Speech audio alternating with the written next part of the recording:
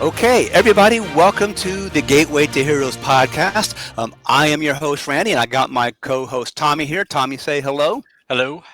Okay, we have a very special episode today. So, our guest today is a multiple time nominee for both Eisner and Ringo Awards. He has done cover art for most every comic company on books such as Star Wars, Rick and Morty, Avengers, Spider Man, Wolverine, Batman, Teenage Mutant Ninja Turtles, Transformers, Army of Darkness, and My Little Pony.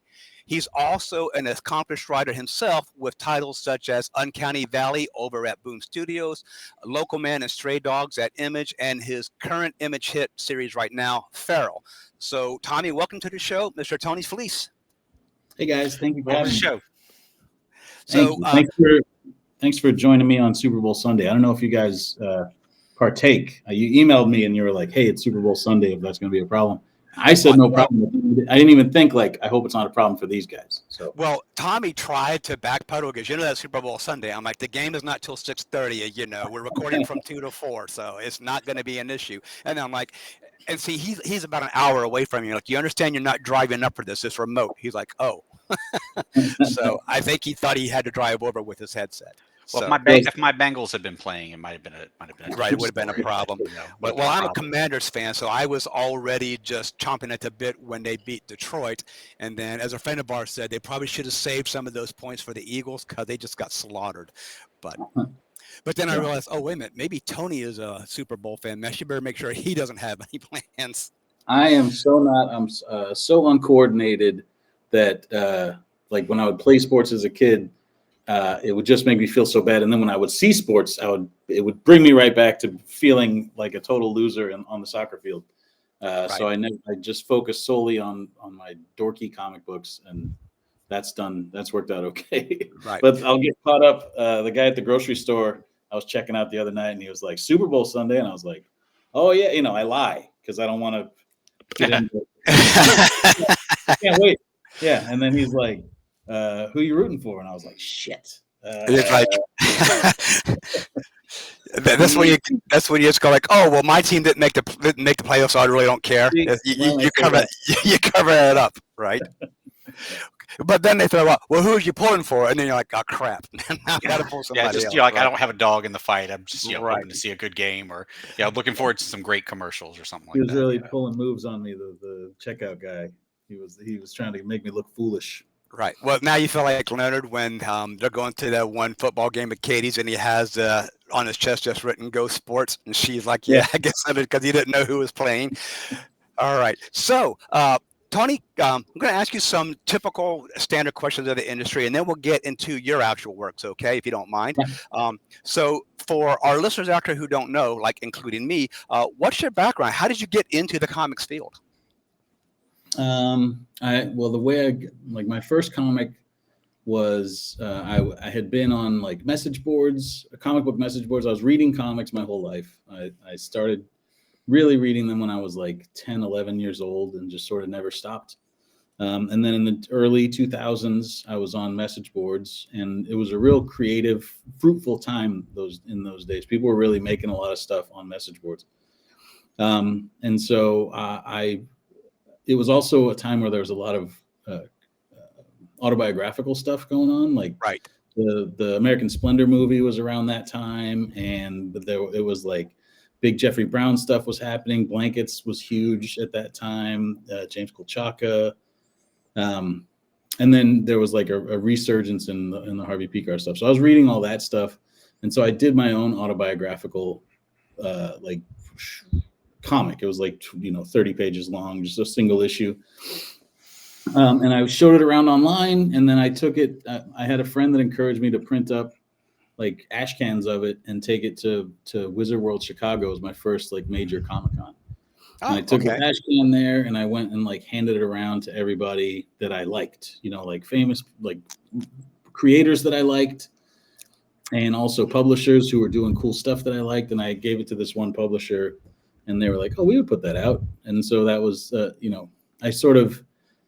I've always been too nervous to like try for something that I thought like I couldn't achieve. So I was never like a draw samples guy or send in, like I just I mean, eventually I did draw samples, but like you hear about Todd McFarlane, like drawing pages over and over again and sending them into Marvel, 500 packages or whatever. I just basically was like, I'm going to have to do this by going my own way and do my own thing. And so that's what I did. I made my own thing and they put it out. And it got a little bit of coverage in like the end of print comics media. It was like in Wizard Magazine a few times and Comics Buyer's Guide and stuff like that. Like it made a small splash, but enough that I was like, well, I'm in comics now. And so I quit my real job and just focused on trying to get more jobs making comics, which is at the time seemed like the right idea and probably worked out in the long run, but it was also real stupid because I got real broke for a long time. Right. Well, so you were kickstarting self-publishing before there was a Kickstarter self-publishing movement. Right. Yeah. Because I have a friend who has his own comic book company, and I remember for years back when he and I were in our 20s, we both talked about writing comics, and now he's got his comic book company, Top Secret Press, and I found out he kickstarts all his issues. And I'm thinking that's got to be exhausting, right? Oh, no doubt. Yeah. And it's got it. Not only that, but I mean, you got to wonder: are you going to get enough money to make another issue? It's never certain.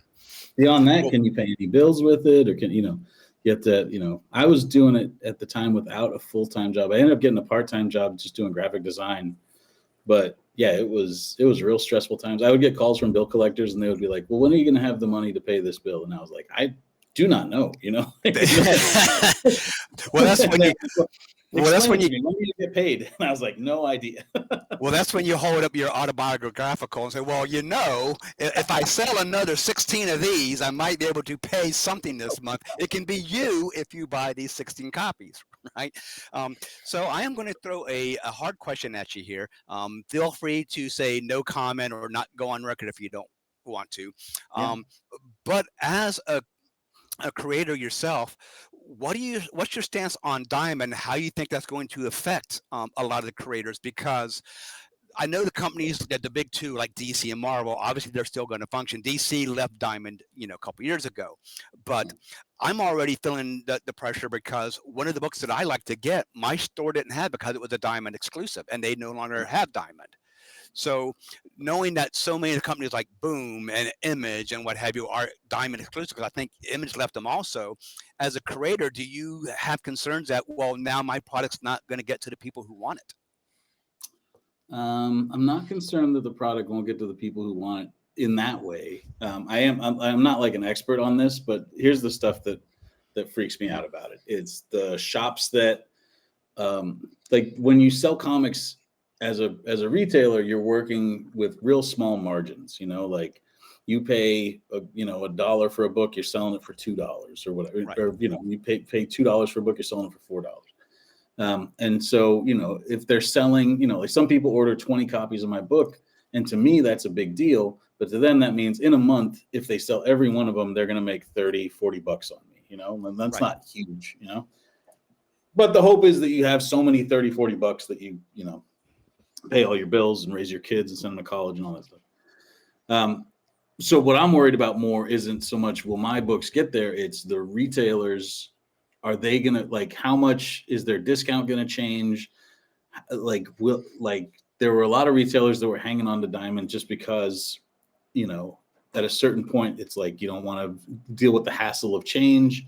And so there were people, Image has been at Lunar for over a year, but there are people who are still ordering them through Diamond and then basically getting them like drop shipped, where the Lunar would send their stuff to Diamond and then Diamond would just put it in with their shipments and stuff.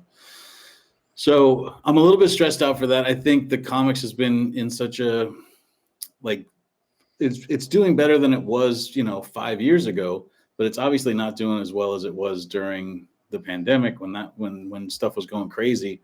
And so I feel like a lot of people are feeling like they're on shaky ground. And so any change like that stresses me out.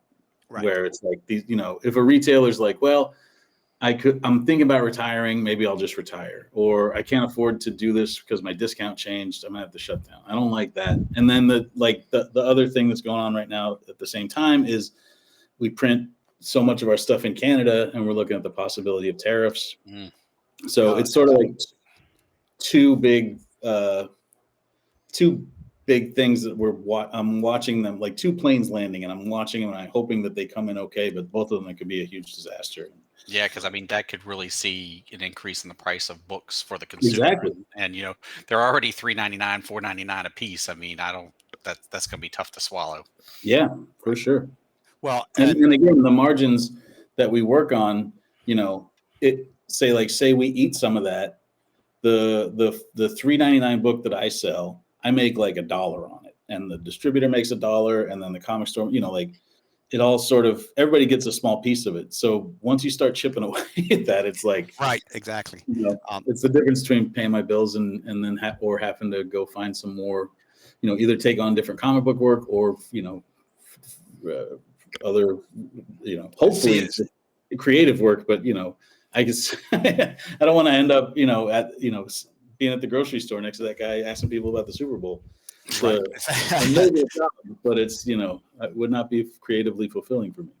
That's when you find out if the big two. Do you have any really big book that I can get on? What's waning in sales? What can I work on? Well, you know, we'll give you character C that no one's read in 20 years. You know, like, well, okay, I guess I'll take that.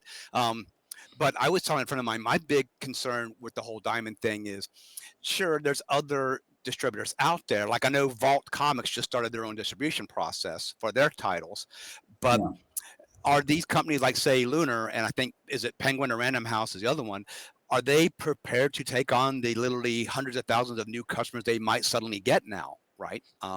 So that'll be the real test. So here you go. Here's a good question. What's on your reading list? What is it that you're picking up when you go into the comic shop? I always like to know what the creators themselves are reading. I got stuff here. Let's see. I like this. I like Black Cloak by Kelly Thompson and Meredith McLaren. I like Saga still, although Saga, I feel like I read it in issues and they come out. There's this big gap in between them for half the year. So now when I'm reading it, I'm not as locked in as I was, you know, during that first half when it was first coming out, because I can keep stuff in my mind for a month.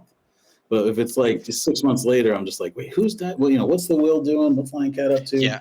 I'm the same way. Like you said, I can keep things around for about a month. If I go longer than that between reading an issue, I'll be like, okay, I'm a little lost. I got to figure out what happened here. We're putting issue 11 of Feral together right now, and we put one of those like Marvel did in the 2000s, like a previously on. Right. Oh, I love those things. It's the first part of a new arc, and then there's been a month off for the trade to come out. So we figure, like, let's catch people up, maybe let new people know, you know, where they're at. Right. Yeah, well, and I'd say this is good timing because issue 10 is hitting the stores this Wednesday, actually. Yeah, that's a big.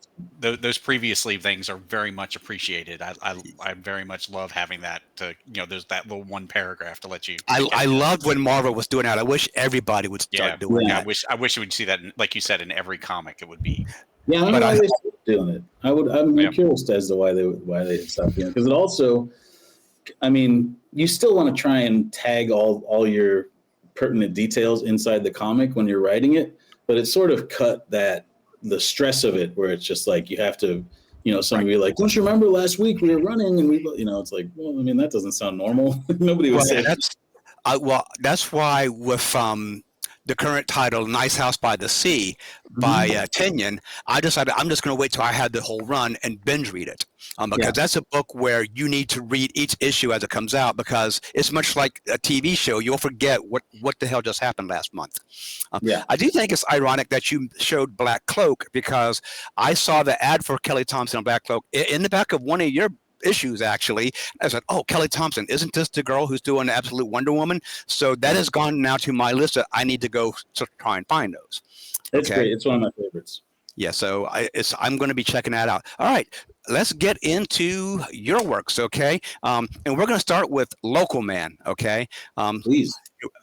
So I have Local Man trade paperback 1 here. I will tell you, I actually picked this up at Gateway because of your appearance there when you signed my copy of Feral, and I got a copy of Stray Dogs as well. And I do love the inside of this.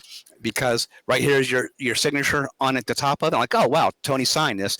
But Tommy, I know that you just finished arc 1. Why don't you go ahead and start on your questions about Local Man? So I really like this. This was something that I hadn't. Randy turned me on to it recently. I think this is great. So was Jack inspired by a real person? Well, he's a little bit.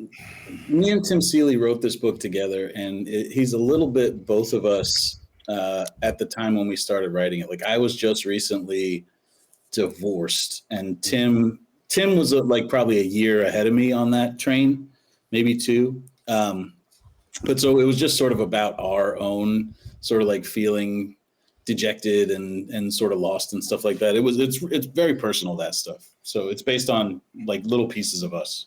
Yeah, coming home to his parents after being the big time superhero, and I like how you didn't get everything like right away. Something's wrong and why he stopped being a superhero, but you kind of have no clue why. And then I like when the 3rd gen comes after him for copyright infringements and him having to deal with that, and that little thing following him around and just harassing him every time he tried to just act like a normal person. And yes, Eric, I realize I lost my video. Do you want us to hold on, or should we? No. As long as you can still hear me, that's fine. I just got to replug the cam. If you can still hear me, we're great. Him moving home with his parents was definitely based on, it's like we were just talking about a minute ago, like that fear of, you can't make a living anymore. All this thing you've been working on goes away, and then it's just like, well, that's always, luckily, and I know some people that don't even have that option, but for Tim and I both, it's like, well, I guess we'd have to move back with my mom and dad, and so like that was where we wanted to start the story, as somebody that sort of like felt like the world had turned on him, and he went to the one place where he knew he could retreat to, and then they also don't really fuck with him that much, they're also sort of not into it. And it's funny that you asked that question. I think we just lost Randy. Randy, are you okay? Come back, Randy. Oh, man. Okay, well, I'm sure he'll be back in just a minute. But yeah, I also like how his dog was following him everywhere he goes, and he's like, how old is this dog? You're just coming back and having trouble getting back into it, like you said, into a swing of things with his parents. His dad is him just don't click. It's relatable stuff. It's something that even if you're not a superhero, people go through when they have to do things like that. Thanks, man. Yeah, the relationship with the parents, I always think about this because people enjoy it, even though it's uncomfortable. But when we were first working on it, Seeley and his parents get along so great that he would send me his draft of the script would always be like, his parents would be like, so how are you? Is everything okay? And I would just be like, well, this doesn't, this is not dramatic. They should be real disappointed in him. I feel like I'm a lot more in tune with, even though my parents, I know that they're proud of me and stuff. I definitely feel like I'm more in tune with the disappointed parents than Seeley is. So that sort of was my specialty, was going in and making them seem like they were just disgusted with with what he's gotten up to. Yeah, and I mean, with everything he'd done, you can see them, and falling out of favor, being a superhero, falling out of favor, having to give it up because of extracurricular stuff, and you could see someone being like, what, and then the whole town hates him. Yeah, he tries to get an Uber places, and the guys always tell him every time he picks you up, F cross Jack. Yeah, but he still takes him places. He still takes his money, so that's a good thing. Yeah, that was sort of based on Tim's from Wisconsin, and I grew up in Colorado, but spending my summers always in Nebraska, where my parents are from. And there's sort of like a friendly but distrusting vibe to a lot of those people. And so like the idea that they would be like, I don't like this guy, but he needs a ride. Yeah, so that was good. Yeah, and Randy's back. Welcome back, Randy. Welcome back, buddy. I remembered reading the thing about you and Tim both going through divorces at the same time. So the question I have, and this is because I'm not really familiar with a lot of Image stuff, was 3rd Gen one of their actual comics at the time? Because this is kind of set like back in the 80s and 90s, right? Yeah, it's set in the 90s. It's basically set in the Image universe that existed when they first founded the company, where Wildcats would cross into Youngblood and Spawn would show up, and in the back of books, and Savage Dragon would show up on TV places and stuff. Third Gen is a creation just for this book. We made it up, but the idea of it is that it existed back then, and you just never saw it. Like, it was always just sort of off the side of the page. Yeah, that was the vibe I got. Well, I'll tell you what I really loved about this was the mix of Jack Xavier's real life and then the parallel of you actually seeing the comic book version of them in the book as well. Because just like over in the other two big companies, there's comic books of their real life superheroes, and that's what we were seeing here with Jack and them. But it was much more that the comic in Jack's world was almost perfectly mirroring what was happening in his real life. So it wasn't like the comic book there was a made-up adventure. They were taking an actual adventure, third gen, and serializing it in comic books, which I thought was kind of weird. And I will tell you, real quick, sorry, Tommy. No, go ahead. You pulled a classic misdirection on why Jack was kicked out of third gen with the whole neon, because I assumed it was because of what had transpired, which, by the way, listeners, we're going to try to not spoil our stuff, but something may slip. But when I found out why he was actually kicked out of third gen, I'm thinking, oh, it's not because of the whole, what's the word I'm looking for? Infidelity? Yeah, thank you. There you go. There you go. But yeah, I was, because I assumed that was the case, right away. I was like, oh, well, I wasn't seeing that coming. Well, we definitely hinted at that. We sort of misdirected on purpose. Because we also like that's a small town thing where there's somebody in town that people say like, oh, she's a slut or he's an asshole or whatever. And they know most of a story, but there's always like some missing piece that's like, oh, that sort of makes it more interesting. It doesn't make him a better person necessarily, but it does. But it is like nothing's ever as simple as it's right. Nothing's black and white. And it was such a classic misdirection, because one of the things that I love about Tony's writing style, and Tommy, we'll get to this on the other two issues, is a lot of times your writers will set up the big bad or the dark mystery, and you got to wait 3 or 4 issues to get into it. Tony hits you over the head with it like in issue 1. You're like, okay, this just got dark really fast. And that's what happened here with Neon and Jack. I was like, oh, so that's what got him kicked out. But then 4 or 5 issues later, like, oh shit, that's not the reason. No, that's not the reason. Yeah, so, I get real itchy about when I can see the artifice of something, when something feels like, oh, they're just doing this because they got to stretch it out. When you would just have the thing happen, and anytime I feel that, I just do it, and then I figure like, all right, I'll work it out in the writing. I'm glad you noticed that, because that is something I like comics to feel sort of like bold and immediate, and that is definitely something we try to do with Local Man for sure. Well, I noticed that you did it with Local Man, and then in Stray Dogs we get it, which I'm going to talk about Stray Dogs and Pharaoh in a moment, Tommy. But in Local Man, I like, man, Tony just really likes to like hit you right over the head, like, boom, here's what's happening. I'm not going to make you wait 6 issues for it, right? Yeah, for sure. Now I did also. Was Inga always going to be a traitor in this arc? Because I got to tell you, the end of the first arc kind of just threw me. I'm thinking, damn it, Inga. Yeah, I didn't see that coming. So we had sort of built it in from early on, but again, having 2 writers on it, sometimes Tim would write the Inga scenes. Like, we knew where it was heading, but Inga for Tim was sort of like based on one of his ex-girlfriends too. So he definitely put a sweetness into her that I thought was nice. And also things not being necessarily black and white. Like, she is, I think, having, she's been in that town the whole time. This guy comes back, and at first she doesn't want anything to do with him. She has this thing going on, this secret thing. And then, she realized like, well, I think the only way to stay on top of this is to get back involved with this guy. And also, I think part of her is still having those feelings. So, yeah, we had always planned on, we knew what the last page of that arc was, where we reveal, she gets that phone call and we reveal that we show them sleeping together, and we show that she's wrapped up in this, like a boom double, like a double reveal. But yeah, she was definitely sweeter at times. I think that's because Tim had nostalgia for that character. So I did love the fact that the second and third arc seem to almost be a continual story. You know, the first 5 issues, that arc obviously ends where, you know, Jack puts an end to the whole thing with Cambo Crusader, and you find out that Inga's been secretly sitting on the capsule for 4th gen. But I really love that with the whole thing with the Fright and Seascape, that just, it ends, but then, you know, like, well, there's so much unresolved here. Tommy, you finished the second arc, right? I did. I finished it earlier today. Because I really love the humor that Tony works in here, especially with the psilocybin and the donut that gets texted to Jack. Because then when you see later what it actually is, like, oh, dude, you done screwed up. Right.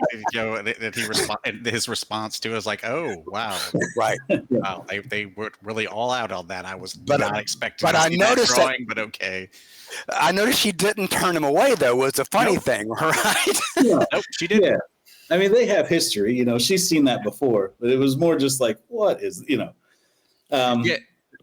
And I like one of the things too, I meant, going back to earlier, is like, you know, how with his powers, like he never misses anything except with a bow and arrow. Right. Yeah. Well, I liked how that got worked in, you know, that, you know, he can pick up a ball and hit anybody with it or anything like that, but if he tries to shoot with a bow and arrow, nope.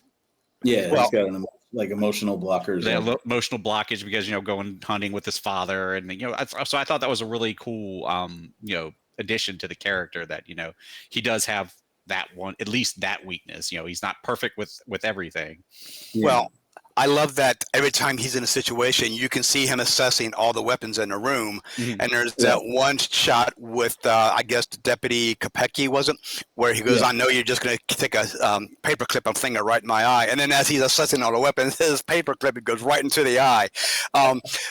Now, at the end of the last issue, 25, you did post on there that sadly, while you and Tim liked Local Man, it's just doesn't do as well on the stand as you would like, and so you had to put a halt on it. Are we going to see any more of Jack? Yeah, we're planning for more Local Man. We're doing a thing this year that's sort of that's completely different from Local Man, but fits in a lot with Hack Slash and with Stray Dogs and stuff. So we're working together on another thing, and then the plan is after that to come back and figure out a way to do something exciting, some sort of exciting Local Man thing where we can sort of like take him to a different place. Because I like the way we sort of grew him up from issue 1 to 25. I mean, it's 16 issues, but you know, up through issue 25. Well, that was a really cool bit where you jumped ahead a year to show what had happened. Yeah, that was based on a trick they did in the old Image Comics. They did. Oh yeah. I remember that. I do remember that. Where all the Image Comics suddenly went from like issue 10 to like issue 20 or something like that. I remember buying those back in the day. Yeah, me too. We were just gonna wrap it up at 13, and then I was flipping through a long box and I saw Stormwatch number 25, and I was like, shit, we got to do another one. We got to do 25. Tommy, I don't think you saw this because I believe they both took place in the third arc. There's a little bit, and I kind of caught this. I'm assuming this is what I caught. The Rob Liefeld tribute with Crosscheck, where he had like the 5 swords on his back and the belt patch, the belt pouch thing. And I said, okay, that's obviously a Liefeld tribute. And then I caught the Spawn tribute with Inga, where the demon showed up. So here's your powers. There's a counter showing up. I'm like, okay, Tony's showing his Image fanboy here. I like some of the covers too. Like there was a one that played an homage to Darker Image. I remember that fondly because I have like 6 copies of that. You know, since you never knew which one was going to be the one that was going to be the most valuable, you had to get all of them. Yeah, right. And the Wizard one, the one that you did a take on. You guys did a take on the Wizard cover. I like that one a lot too. J. Scott Campbell Gen 13 Wizard cover. Yeah. Where it's like they're in a modeling photo shoot thing. Yeah. No, we did. So when I did Stray Dogs, we did homage covers for every issue, and those were sort of a big deal. They made us a ton of extra money because people would buy both covers, you know. And when we started Local Man, we did a few for retailers at the beginning that were homage covers, and then the whole first arc we didn't do them. And then when we started the second arc, we were like, all right, let's try and get numbers back up. And so that's when we started doing the Image homage covers every issue. There for issues 6 through the end, there was always an Image cover. Well, I also love you're doing that in Feral with the classic movie poster homages covers. So I'm just going to say, if we get more local, man, I need to see some type of arc featuring or starring Pepper. Yes. Oh yeah. A lot more. Yeah, one of my favorite characters in the because whole book. In the first arc, when she goes in that tube, like, okay, that's why the dog is so old. Because there's even a part where Jack is like, how is this dog even still alive? Well, because she is indestructible. Yeah. And then later on, when she eats the fright, I'm thinking, damn, this dog's got a lot going on here. And like, we have to explore more of that, right? So yeah. All right, let's go ahead. Let's go ahead and jump to Stray Dogs. Oh, I'm sorry. Yeah, go ahead. So, but no, go ahead. What you were actually saying about Pepper? Oh, Pepper's the one character that we sort of took everybody to a real conclusion. And Pepper, there was more Pepper stuff for sure that we sort of left hanging. So we'll come back and we'll do that for sure. Well, I love how Jack was just amazed that his dog had just eaten this evil entity. I'm thinking, yeah, your dog's pretty badass, Jack. You maybe not be so much, but Pepper's got something going. So Stray Dogs. But before we get into the conversation on both Stray Dogs and Feral, for our listeners out there, I need you to get a pen and a paper, and I need you to write these down for me. I'm going to give you a list of names. I'll give you 5 seconds to grab your pen and paper. The names are Lord, Elsie, Patch, Jonas, Scratch, and Gigi. Those are going to be important later. All right, so on to Stray Dogs. So first off, I really loved this book. I love the intro, and I got this signed as well. So Tony had signed this, and Tony Rodriguez has also signed it and did a little sketch on the bottom of it. Am I getting the twisting right there? Look at that. Isn't that a great thing? Cool. So what I really love about this is, again, Tony does his thing where he starts off the story, and at the first issue, you're just like, oh, crap, this just got dark really fast. But, and Tommy, I don't think, you don't know this because you haven't seen these. You need to go grab Stray Dogs and Feral. Tony's telling a somewhat dark story here in both of those, but Trish Forstner's art and Tony Rodriguez is very much Disney-esque and Don Bluth Studios. Oh, yeah. Now, was that a conscious choice, or did you have this series in mind and then Image was like, well, we have a couple of people that would be good for this? Because the art style is totally fitting the story concept. Yeah, no, that was always the concept. I had the idea for Stray Dogs. Like the first idea that I had was just about the villain in the book, and sort of like what he is and what he does. And always to spoil a little bit, there's the stories. There's a serial killer that murders people and takes their dogs as trophies. Right. And so I had that idea, and then I was sort of milling around on that idea, and then nothing. Like, I couldn't figure out how to approach a story about that, because I was thinking about it in terms of, like, do you tell it from the police chasing the guy, or is it like a POV thing from the killer, or is it like from a victim that's been captured by this guy or whatever? And then for whatever reason, I just thought about Oliver and Company, and I was what if it's Oliver and Company but with a murderer? And then so from there, I was like, that's exactly what it has to look like, a Disney movie or Don Bluth movie. Oh, here you go, classic, right? Yeah, and this could be a spoiler, but the murderer doesn't harm the dogs, right? He takes care of them, right? Well, he captures dogs and keeps them because he likes dogs. Okay, right. Okay. So, and here's the thing. This book starts off with one of the lead dogs at the veterinarian's office, and they're getting a shot. And you can straight up tell that the owner of the Sophie is a female. And then all of a sudden, here it is later, and now a man has brought her home, and he has all these dogs. And at first you're like, okay, well, this guy's obviously a good guy. Something happened to, the mother. He's rescued Sophie. And then in Tony's classic style, which I've gotten used to, at the end of the first issue, it just goes right down the 180 dark path. I'm like, oh, damn. Yeah, you want to get them in, right? You want people to want to come back for the second issue. And that was an excellent job, because as soon as I was so glad that I had to trade, because I'm like, man, if I had bought this on the rack, I'd have been pissed right now, because I'm like, no, you did not. So, Yeah. Tommy, to answer your question, there is a moment in the book where one of the dogs is going to get punished, and you're just immediately like, oh, this is not going to be good. Yeah, well, that's the thing. We set up with the style of the book, with how cartoony it looks, and with the way that the dogs sort of live in this blissful ignorance. The trick is sort of making people feel at ease, because when the dark stuff comes, then it sort of hits you even harder. It comes as a real shock. Right. So yeah. And here's my question on this, because in the very first issue, all the dogs are like, they remember Master, they think all the people abandoned them. And then looking back at Sophie, I'm thinking, okay, but Sophie's mother wouldn't have abandoned her. Something must have obviously happened.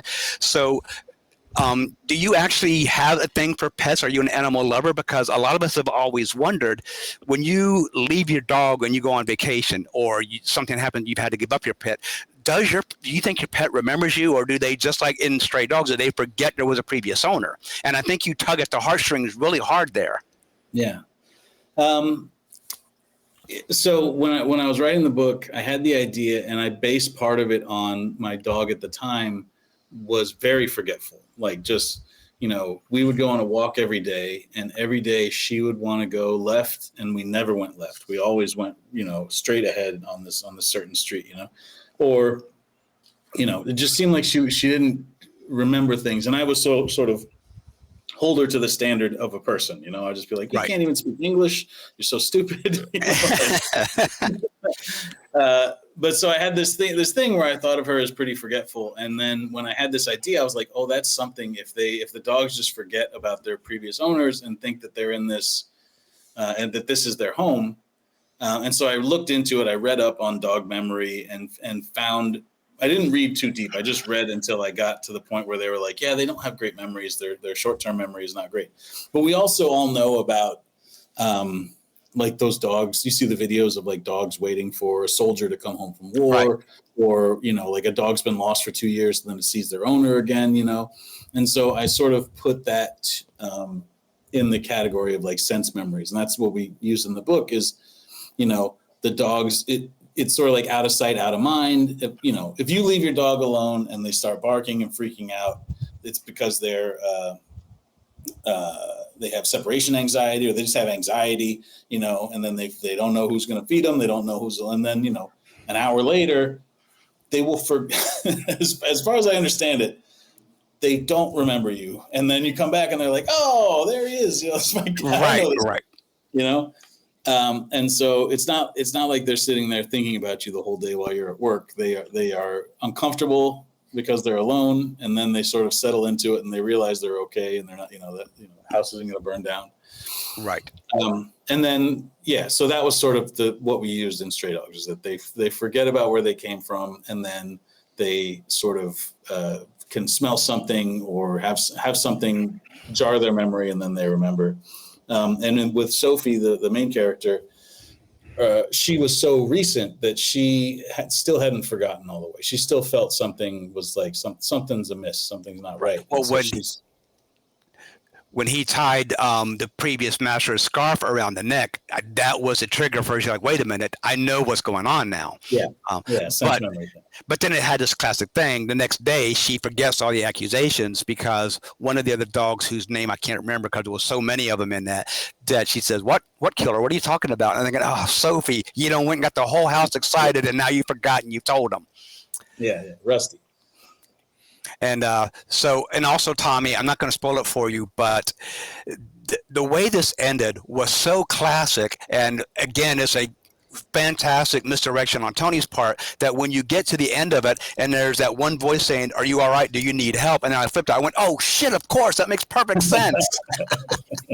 Thank you. Yeah, that ending part was, most of the story was pretty well mapped out and outlined. And that was like, and I was working on the issue, I was like, oh, that's good. Like, it hit me the same way, where I had that idea. I was like, oh, that's cool. Yeah, I'm gonna have to check this out. Definitely. I like the concept. This is definitely a different take on, like, a serial killer taking their their pet is, in this case, dogs as their trophy. Well, it's and he's also did a follow up, which I will freely admit I haven't gotten him, so I will have to go look at picking him up. He does a 2-part series called Stray Dogs, Dog Days, which deals with all the individual dogs in here and what their lives were before Master got them. So I'll have to get that. Hey, Tommy, also, Local Man. I know there's Local Man Gold and there's also Local Man Bad Girls, but it tells the rest of Inga's story after she left Farmington. So I need to go get those. I have read Bad Girls. I have not read Gold yet, because Bad Girls, Neon shows up and finds Inga at the diner that she's working at and basically puts the fear of God in her. So okay, yeah, it's very good story. Gold's in the second trade, and then Bad Girls is in the third. Okay. Okay, cool. So I just have to figure out which issue of Bad Girls I want. So you should get all three. I mean, right. That's my recommendation. Always. So do I have anything else here about Stray Dogs before I move into Feral? Because Feral is really good too. So for you listeners out there, Feral is, if Tony doesn't mind me saying this, is currently his hot title over at Image.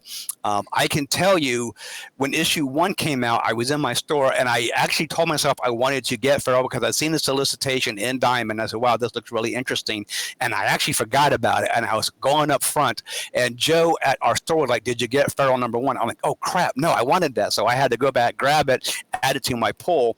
But Feral is another one that starts off, and this one, Tony doesn't even waste any time. It just starts dark and it goes dark the full way, right? So the first page is pretty soft, I think. Was Feral kind of like a companion sister book to Stray Dogs, or did that idea come about after Stray Dogs? Came about after Stray Dogs. We had a great time making Stray Dogs, and then also it was very successful, and we didn't expect that at all. But while we're working on it, we knew that Stray Dogs had an ending that was like a definitive, this is the end of the story ending. And so we started thinking about what else could we do together? What could we do that would sort of go along with this, but wouldn't be like repeating ourselves? And so we started thinking about what sort of story we could tell with cats. And it came about by thinking all right, what's as different from Stray Dogs as we could make it while still having it be like a pet horror, we call them petsploitation, where it's just these cute and terrifying and figure out a way to do it different. So where Stray Dogs had been sort of like a dog's eye view of a serial killer story, this is like a cat's eye view of like an infection zombie story. Right. Well, and I'm glad you said that, because 2 things I was noticing. This is almost Walking Dead for animals, because sure it's a virus and it's a natural occurring thing, but in the cat's world they think there's something wrong with them, just the way people thought what's wrong with the zombies, right? But I also liked that while the book is named Feral, and Feral usually refers to the wildcats and the outside, they don't have a home. In this, they're actually smarter than the house cats, because they're like, you need to get up on the ground. They can't climb. Like, what's wrong with them? Says, don't ask what's wrong with them. Just get your asses up here type thing, right? So I really like that. Very, very early on, you show that Lord has no claws. He says, climb down, use the claws. Like, he doesn't have claws. So is that a bit of a statement you're making there about declawing animals? I'm not necessarily making a judgment. I mean, the little girl later, when we show that happening, she's like, Dad is so cruel, but I think that's what any character would say. It's more just we were working on the book, and it was actually Tone Rodriguez who draws all the backgrounds in Feral. He was here working on it with me at the house, and he was like, it should be a cat that didn't have claws, because they had a cat that didn't have claws. Right. And so he was like, that would be interesting. And so I was like, oh, that's a great beat for this one. And then it sort of fits in with the story this way. And so, yeah, it's not, I'm not making a judgment, although it's not for me, Right. But yeah, it's just more like this character, we wanted him to be, to have some weaknesses to go along with his strengths. And that was his, that was sort of his weakness. Right. Well, and then also too, with trying to not spoil this for people, because like I said, I would really love people to go out and get this book. The whole thing about what happened with Lord and Elsie in the early days, and the fact that Patch knew what had gone on, because there's Yeah. even a passage about what's wrong with that boy, and Patch was like, "Why don't you ask Elsie?" I'm like, "Oh man, Patch knows, and he's not laying off on her, right?" I'm not going to tell you what it is, Tommy, because you need to go read it, right? Yeah. Yeah, it's a lot of the stuff in this book, especially because it's ongoing. And I always have to remind myself to like give these cats moments where they're like lovable or heroic, because so much of it I'm almost hyper focused on like the ways that the cats, just by being cats, and not that they are good or bad, but that they're just cats. And so like Elsie's the kind of cat that likes to be alone, and Lord's the kind of cat that has the zoomies, and Patch is sort of like more well adjusted, but sort of like an older like a cat that's like a snootier cat, and so all this stuff that if it was people doing it, you'd be like, well, that lady should be thrown off of a volcano, but if it's a cat, you're just like, well, they're cats, and so Right. it's a real delicate line to walk. And I'm always trying to give them moments where they get to where we show their the mistakes that they've made and their weaknesses, but also show them sort of like overcoming them, which they wouldn't necessarily do as cats. As cats, they would just be like, this is what I do. I'm a cat. But Right. because they're characters too, we also have to give them like heroic, Well, heroic I love the because early on we see that the feral cat is telling Lord, Elsie, and Patch, you're doing this wrong. Get up on a tree. They can't climb, and then their wisdom of living outside totally gets turned around when they actually get back to the house and the TV's on. And it's like people, and Elsie's like, it's just the box on the wall, and like, well, there's food there, and like Elsie's like, no, idiots, it's not actually there, but yet they don't know that, right? So that was a nice twist there on the characters. I did like that one. Thank you. Tommy, you got any questions while we're here? I'm doing all the talking. Yeah, I mean, most of the stuff that I'd talk about would be like, Local Man, because I haven't had a chance to check out Stray Dogs or Feral yet. I would love to see, it's a shame that it ended when it did. I would love to have had a lot more. Has there been anything about trying to do some of the 90s versions of the Local Man comic? Have you thought about trying that out? Yeah, we talked about that. The flavor that we cooked up with Local Man is I think what people like about it, that it's sort of like this grounded, it has a certain vibe to it, a certain tone. And so we've talked about doing the reverse where it's like mostly flashback. And then the flip side is just like, 4 or 5 pages of what's going on right now to sort of like bridge it all together. We talked about trying it out that way, but it's harder to wrap our head around what makes it unique that way. Like if we're just writing a superhero comic, even if it's a 90s superhero comic, it's like figuring out how to inject the Local Man into it. Maybe you show the real words and not like what the filtered through like a 90s comic, like maybe right, because like you notice in the comic, like in the Farmington stuff, those word balloons are like hand drawn and sort of like jagged and look sort of homegrown, and then they're computer balloons on the throwback stuff. So maybe there's a way to do it where it's like you're seeing the fantastical explosive stuff, but the dialogue is still grounded. Or I don't know. It's definitely something we're kicking around trying to figure out, like what's a way to do this that gives people more, but also it makes it a little bit different. Yeah, I love those few pages that you would give us showing back then, because I love the 90s-ness of it. I loved it. I was buying all kinds of comics in the 90s. Especially Image when it first hit, and it just really felt like it fit the time period really, really well. So I loved seeing that. I was like, I would definitely read a full comic like this. I would love it.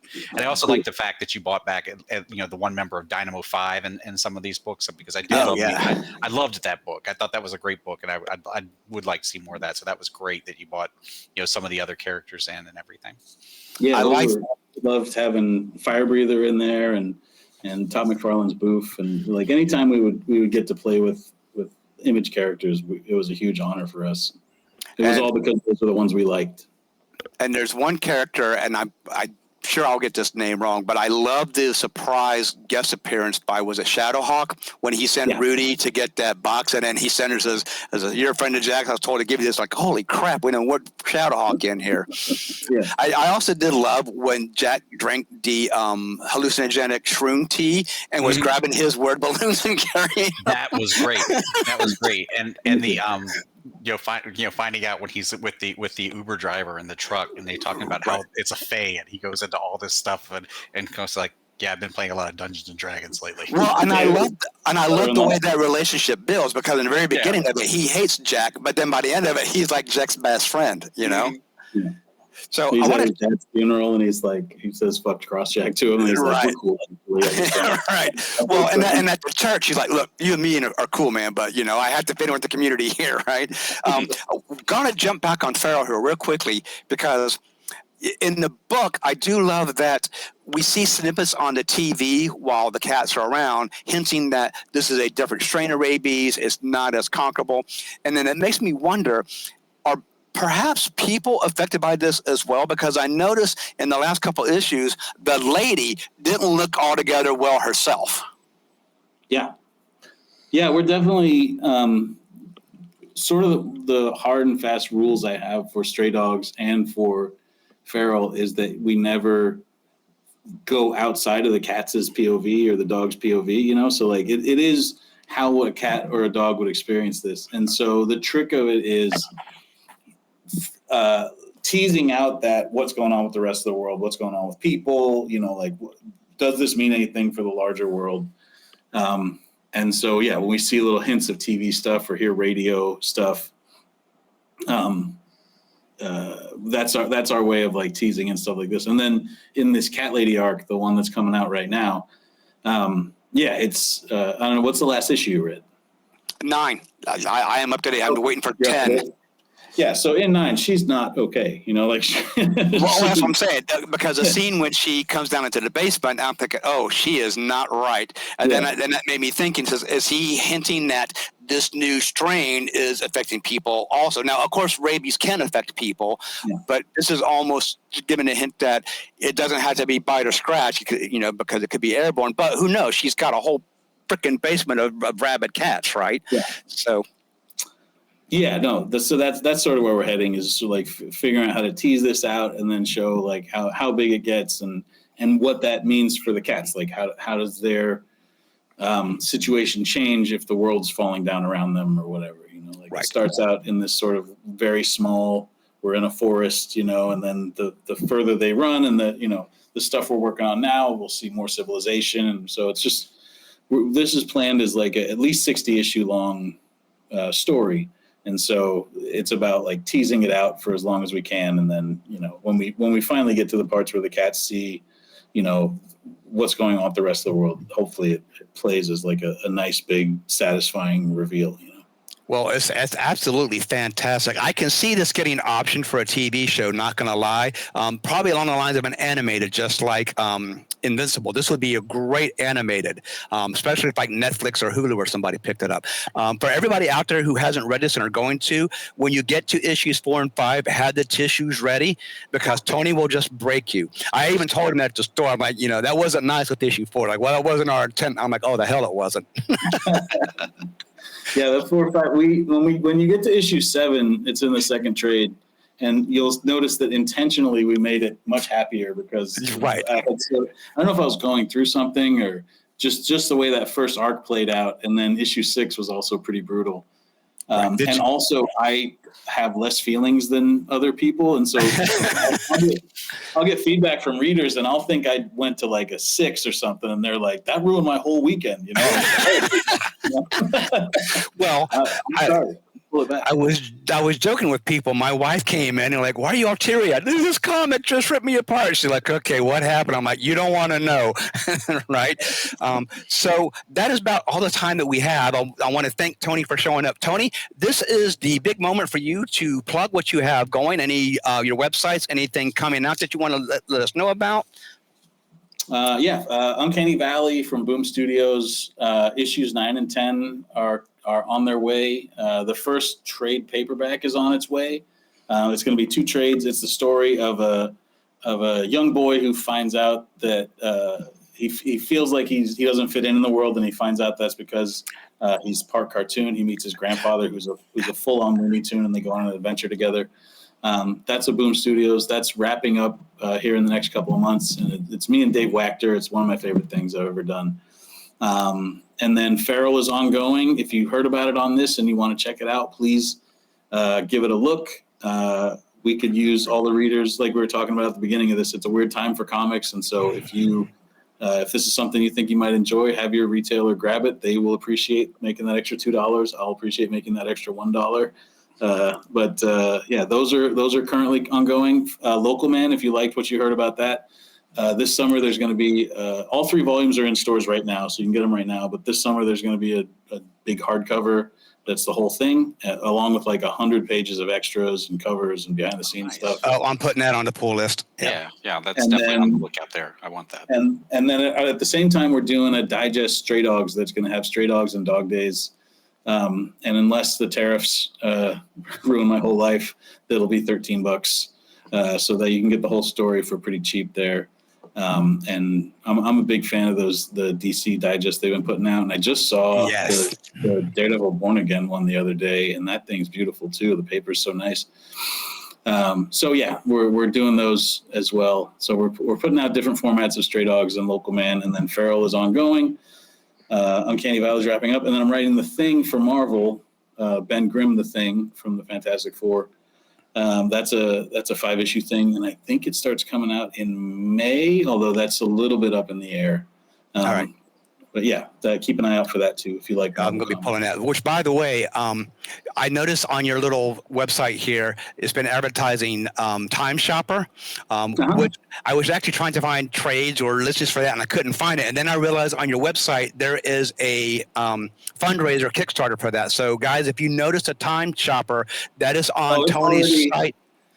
Yeah, it's already Kickstarted. You can get it from some stores, but you can always get it from my site. Cool. And that's and what's the website address? TonyFleecs.com. Awesome. Just making sure that we have it. So, Tony, thank you very much. You now have a standing invitation, actually, to be on the show anytime. You have our email address. So if you have any projects coming up that you want to push, or you read something you think is really fantastic, you say, hey, no one's reading this, let me go on Gateway Heroes Podcast and tell them about it. But listeners, I hope you were paying attention, because we are also going to be giving you away a signed copy of Feral Volume 1 Indoor Cats, signed by Tony and also signed by Tony Rodriguez, who does the layouts for this book as well. The only thing missing is Trisha's autograph. Maybe you can get that. But if you want to win this trade paperback, I need you to email gatewayheroespodcast@gmail.com. In the subject, put Tony Fleecs, and in the subject, Tony Fleecs, and in the body, you need to give me the names of the cats that we first meet at the beginning of Feral. And you need to give me your name, the date and time that you sent the email, and again, the names of the cats that we meet. I will be accepting those until June 28th of 2025. First person wins it. All right, cool. That's awesome. Thank you. And then I was actually going to give away a signed copy of Stray Dogs as well, because I have mine. But the store where I got it, and let's just say that they marked it up quite a bit, and I was like, holy crap, no, you didn't. So it was like, I can't afford to give away that one. You know, if I buy one of those, it's going to be for my collection, which, like I said, I do have one for my collection, but couldn't afford a second one. But that is all the time that we have. Tony, thank you very much for joining us. Yeah, thank you. It was great. Well, by the way, also, if you go to Dragon Con, hit me up. We'll get lunch. We'll buy a couple of drinks, what have you. Sweet. Well, I'm not going to be there this year, but if I'm there in the future, I will for sure hit you up. Yeah, I go every year, so this is like, I'm probably going to, this will be my 26th year, I think. Oh, man. Well, have fun out there. Be careful. It's crowded. Oh, yes, always crowded. Enjoy the sights. All right. Tony, enjoy the rest of your weekend, and who are you pulling for in the big game? God damn it. Why would you do this to me? He just wants to see a good game. That's right. My team got taken out in the primary? See, he's all right. You see, you got it. You learned. All right. Guys, thank you all very much. Hey, Eric, thanks, man. All right. Have a good night, everyone.